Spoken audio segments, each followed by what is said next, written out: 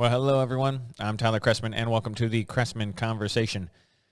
Today on the podcast, we're going to be talking about Joe Biden's student loan forgiveness plan. And I think we're going to start by just making a statement right here at the top. I do not believe Joe Biden has the legal authority to do what he is doing with this plan. As always on this show, though, I don't want you to take my word for it, because I want you to be skeptical of everything you read and everything you see. I don't want you to just take anything at face value. So instead, I found a couple people who agree with me. So I'm going to quote people. Here's a quote for you. Quote, "I don't think I have the authority to do it by signing the pen." That was Joe Biden, February 16th, 2021. Here's another quote for you. Quote, "People think that the President of the United States has the power for debt forgiveness. He does not. He can postpone, he can delay, but he does not have that power. That has to be an act of Congress," end quote. That is House Speaker Nancy Pelosi, July 28th, 2021. Here's another quote. Quote, "If the issue is litigated, the more persuasive analysis tends to support the conclusion that the executive branch likely does not have unilateral authority to engage in mass student debt cancellation," end quote. That was the Obama Education Department legal counsel Charlie Rose. So there's just a couple people who agree with me. Joe Biden, Nancy Pelosi, Charlie Rose.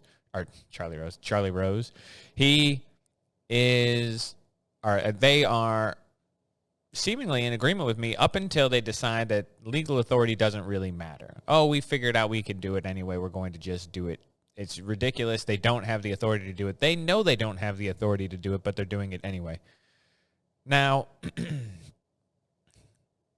those are just some of the people, by the way, who agree with me. There's a lot of other legal experts out there who think that this is an illegal act, but we'll get to that in just a little bit.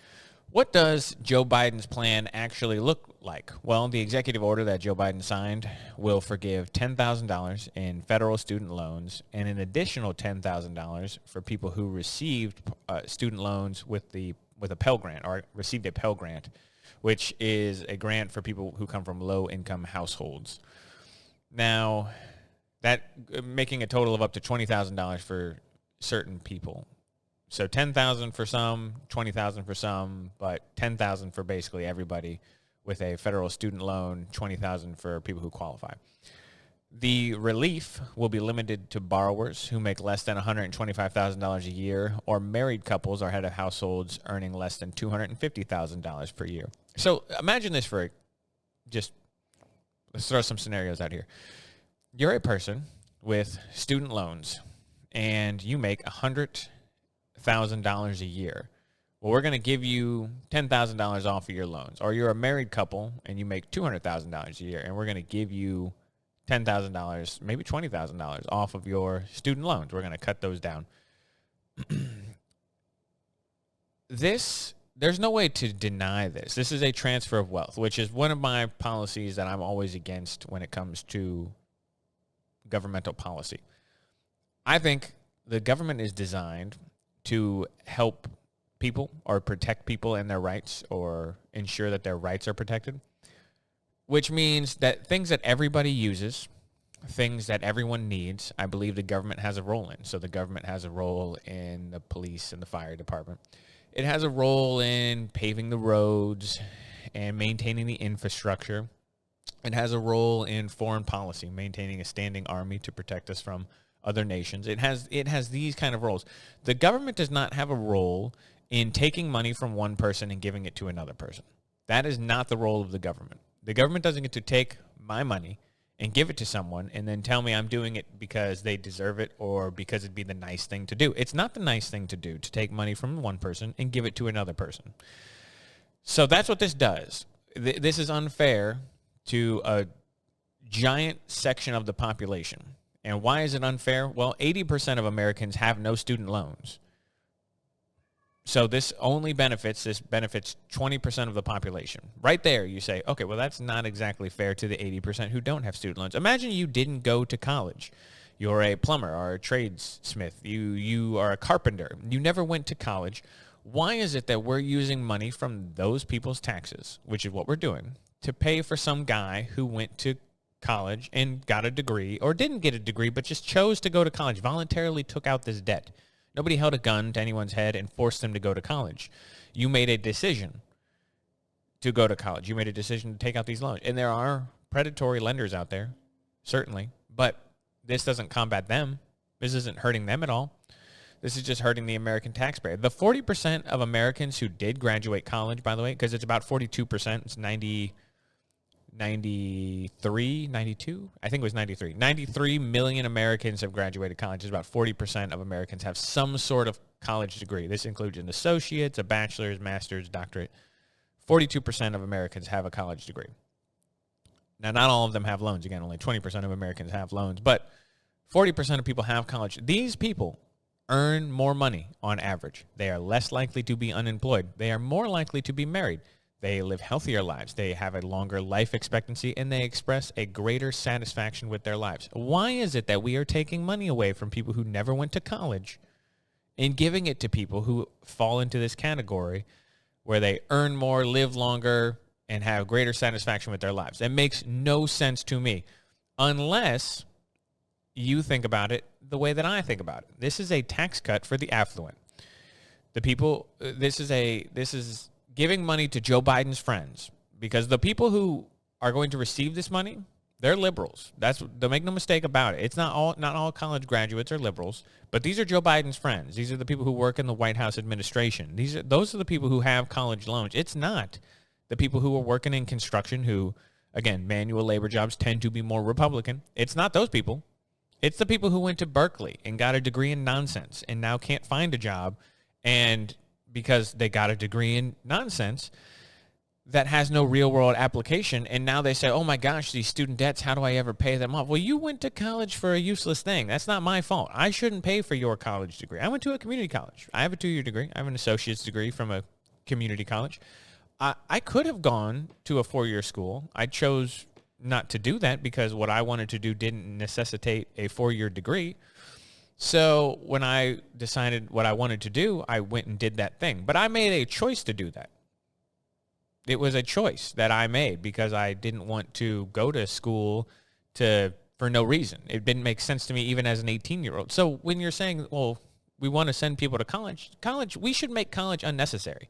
Most jobs don't need you to go to college unless you're going to be a doctor. I don't see the need for you to go to college. Unless you're going to be a PhD in math or physics, you don't need to go to college. To get a bachelor's degree in sociology or English is a waste of time. It makes no sense.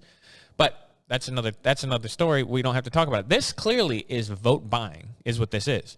Joe Biden is giving money to his friends because the Democrats are very unpopular, and this will get their base excited. It will get them out, and you're giving money to your friends to buy their votes. That's what this is. This is a vote-buying scheme. It has no benefits to the United States. This is going to cost upwards of $1 trillion. $1 trillion. We're in an inflationary spiral, and we're going to spend $1 trillion to help who? To do what? For no purpose other than to buy votes for Joe Biden's buddies. At the same time, by the way, undermining our armed forces recruitment, which is not a great thing. I know a lot of people who went to join the military strictly because the military paid for their college, and they said, "Well, this is one way to get my college paid for." And we're taking that away. We're incentivizing colleges to raise the cost of tuition. We're not fixing the underlying problem. We're saying, "Oh, college is so expensive, so what should we do?" Well, we'll just relieve the debt that people already incurred, impose no penalties on the universities, and then what? Incentivize them to raise the tuition more? Because if you know that they're going to forgive the debt, why would you cut your costs? What is the incentive of a university to lower their prices? The university, the price problem in the universities, by the way, started because of the federal government, not the other way around. When you look at university costs, it used to be, I was going to go to college. I had to go to a bank or a private lender, and I had to say, I'm going to college. I'd like a loan. And the bank said, well, what are you going to be doing? And I had to say, well, I'm going to get a degree in X and such, and this is my career path. And then they would say, all right, yeah, you seem like a good bet. Here's your loan. Now, everyone who goes to college can get a loan, but you don't have to have a good job. There's no incentive for you to have a path. What are you going to go study in college? Oh, I'm going to study whatever, lesbian finger painting. And someone says, oh, well, why the hell would I give you a loan to go do that? What does your career path look like? That's what you want to study in college. That's fine. It's cool. Whatever. Study what you want. But why should I, as a private lender, give you that money when I don't think you're going to pay back my loan? The federal government, on the other hand, comes in. They say, oh, yeah, here's your loan. Here you go. Go study whatever you want. Hey, college is important. Go study what you want. And then when you get out and don't have a job and default on your debt, well, that's not the federal government's problem. They don't care. You got a loan. And now, so the universities, knowing that everyone can come to college and everyone gets a loan, their prices start going up because it's just like the negotiating with Medicare and Medicaid. There's no incentive to lower the price when the federal government has an endless supply of money. We know they're going to pay. Keep jacking the prices up. That's what the university problem is, by the way. This does nothing to alleviate that for future borrowers. Does nothing. Just making the problem worse and making our economy worse. We're giving a small bit of relief to a certain amount of people at the expense of another $1 trillion. The entirety, when we had a 2008 recession, people don't remember that, the housing crisis we apparently forgotten about, we were really shocked to spend $800 billion. It was a gigantic deal. And we did it one time. Over the last 2 years, we've spent trillions and trillions of dollars. Oh, they're saying just another $1 trillion for student debt relief. Insane. This is insane. We have out of control inflation, and they're going to spend $1 trillion on something we don't need to do. This administration has no plans to fix the economy, and this just makes it worse. It is going to make inflation worse. And here's someone who agrees with me. Here's another quote. Quote, every dollar spent on student loan relief is a dollar that could have gone to support those who don't get the opportunity to go to college. Student loan debt relief is spending that raises demand and increases inflation. It will also tend to be inflationary by raising tuition. End quote. That was Larry Summers. Larry Summers is the former Bill Clinton Treasury Secretary. Larry Summers agrees with me. This is going to be inflationary, not only for the economy as a whole, but for tuition as well. The problem it's supposed to try and address, the problem it's supposed to try and fix, it's going to be inflationary for that. This is a terrible idea. It's a terrible bill, and it is not going to be beneficial for our economy or the borrowers long term. These people who are getting their $10,000, they say, oh, yeah, that's great. Good for me. And by the way, if you take the money, take the money. If it's offered to you, take it. I have no qualms about that. This is not about the people who are going to get the loan relief. If the federal government's offering to give you money, get your money. That's fine. Do you. But the federal government should be smarter. And that's saying a lot. The federal government, I don't have high expectations, but they are failing to meet my low expectations because they are making every problem in this economy worse and worse and worse. It is not complicated. We need to stop spending money. And they just can't do it. The only way that the federal government knows to fix problems is to throw a fire hose of money at it, and it is making every problem worse. This is just something we don't need to do in an inflationary spiral. Now, there is going to be lawsuits. There are going to be lawsuits. The problem is, in order to bring a lawsuit against somebody, you have to show standing. So what that means is you have to show that you have been harmed by the actions of the other person somehow. So, for example, I can't sue Will Smith because he slapped Chris Rock. There we go. There's a good example. I don't have standing. I can't just sue someone because something happened. I have to show that it damaged me somehow. So one of the problems is trying to find standing in this lawsuit to figure out who can actually sue. We don't really know. We know that the legality of this is incredibly questionable. The Biden administration says that. So here's the justification from the Biden administration. The Biden administration says that Congress gave the Secretary of Education, quote, expansive authority to alleviate the hardship that federal student loan recipients may suffer as a result of national emergencies, end quote. And then they're using COVID-19 as a standing or as a way to say that the executive branch and the Secretary of Education has the ability to disperse with these loans. This is nonsense. You're saying, so the president has authority to alleviate $20,000 in student loans because of COVID-19. That's nonsense. Everyone knows it's nonsense. There's a Supreme Court case called West Virginia versus the EPA, and the West Virginia versus the EPA stated that the federal government can't enact policy with broad economic implications without clear congressional authorization. This is clearly unconstitutional. The federal government cannot enact broad economic significance without congressional authorization. It is clear as day. This has broad economic significance, and there is no authorization from Congress. So it's just nonsensical. Hopefully it gets struck down. Again, not the fault of the borrowers, not the people who want the loan. I have friends who have student loans. I don't begrudge them if they get their money. They should get their money, but I don't think it's the role of the federal government to pay their loans.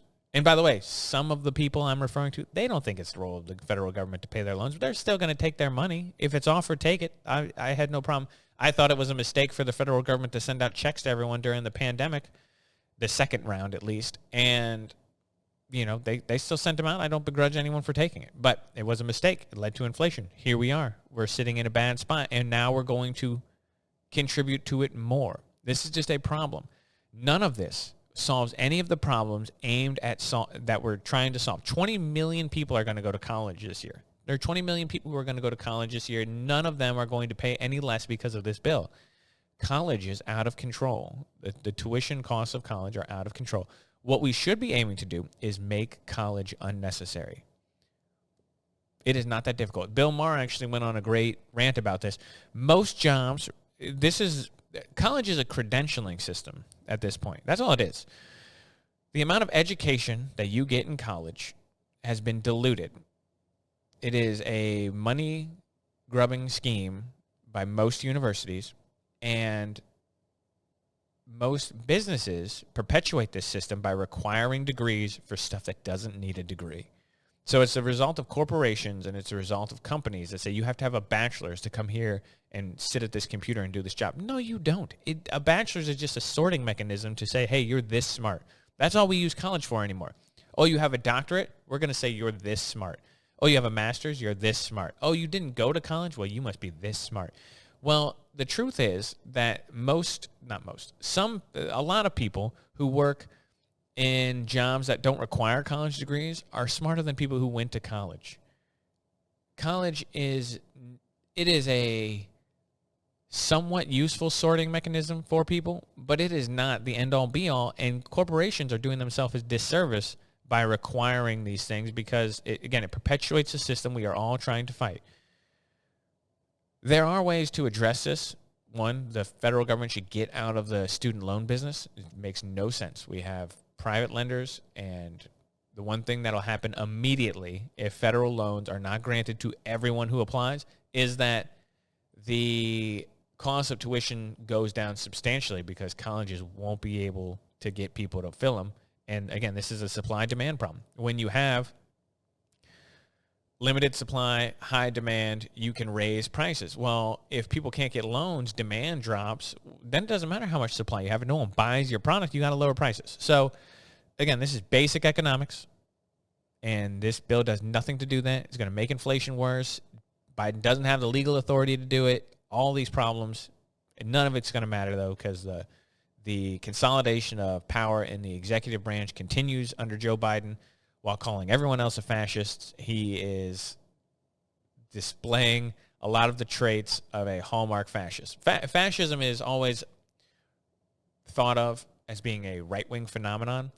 But remember, the definition of fascism is a consolidation of power under one authority, right? It's the one person, the executive branch, having all of the power. Well, that's not Republican thought. That's not the conservative way of thinking. That is the liberal way of thinking. They want the president to be able to just wave his pen and do whatever he wants. They don't like the Supreme Court because the Supreme Court knocks down what they want to do. They don't like states having rights. They want the federal government to be able to do it. That is more fascist than anything, and Joe Biden is consolidating power in the executive branch in a way we've never seen. So anyway, we're going to leave it there for the day. Those are just some basic thoughts on student debt relief. I am glad to be back from vacation, and I'm hoping to do some episodes. Got a bunch of topics I want to talk about here coming up. As always, any questions, comments, concerns, leave them on the YouTube video or the Facebook page, or shoot me an email, and I'd love to address them on the show on the next episode. Till the next episode, why don't you all take it easy, and I'll see you later.